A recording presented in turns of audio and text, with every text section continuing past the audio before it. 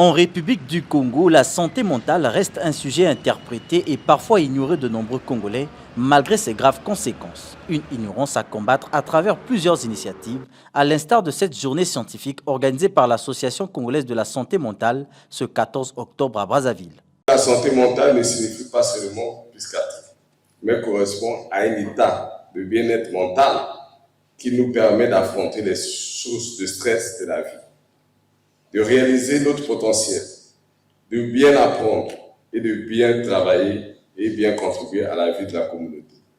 Je crois que la première journée scientifique de la Société congolaise de santé mentale, au niveau d'échange et de partage d'expériences des professionnels de soins, du travail, des sciences sociales et des représentants des associations des familles et malades, accouchera des conclusions et suggestions utiles pour le développement de la santé mentale et au-delà de la société. Première du genre, cette journée scientifique éclaire le caractère universel du droit à la santé mentale. L'objectif est de dissiper les stéréotypes qui peuvent parfois attribuer à ce concept une signification qui va à l'encontre de la norme. Là, il s'agit de montrer que nous nous intéressons à la production des savoirs, à la production des connaissances. Il y a le problème de la santé mentale, il y a le problème des troubles mentaux. Il faut aller sur le terrain, voir de quoi il retourne et venir ensuite communiquer. Alors, aller sur le terrain, faire des recherches, c'est fondamental. Parce que ce sont ces recherches-là qui nous permettent de contextualiser notre exercice. Vous comprenez, hein? Faire de la santé mentale au Congo, ce n'est pas du tout la même chose que faire de la santé mentale en Australie ou aux Bermudes. Hein?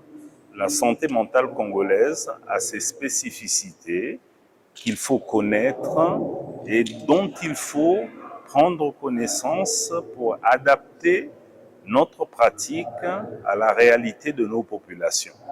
La santé, comme l'a d'ailleurs dit le professeur Mwanga, n'est pas le domaine exclusif des professionnels de la santé que nous sommes.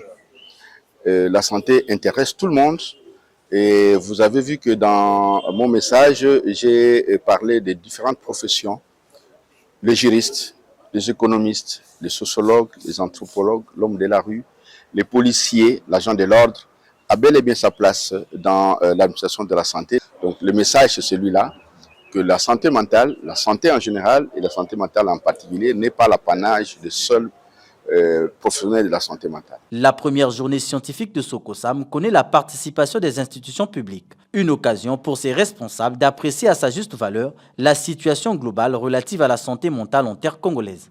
Pour le programme national de santé mentale, effectivement, ça fait partie de nos missions. Donc, tout ce que la Sokosam fait ou d'autres organisations non gouvernementales font dans le cadre de la santé mentale, ça contribue à l'intégrer, ça intègre les missions du programme.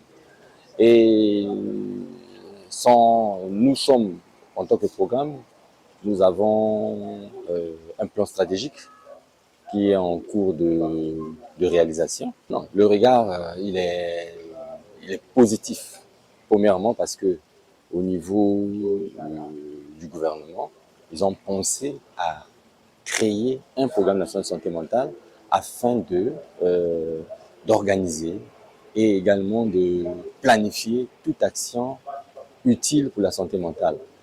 Cette première journée scientifique bénéficie de l'appui du Centre hospitalier universitaire de Brazzaville, du Programme national de la santé mentale et de la Fondation congolaise pour la recherche médicale que dirige Francine Toumi. Elle se tient sous le thème « La santé mentale est un droit universel et au Congo ».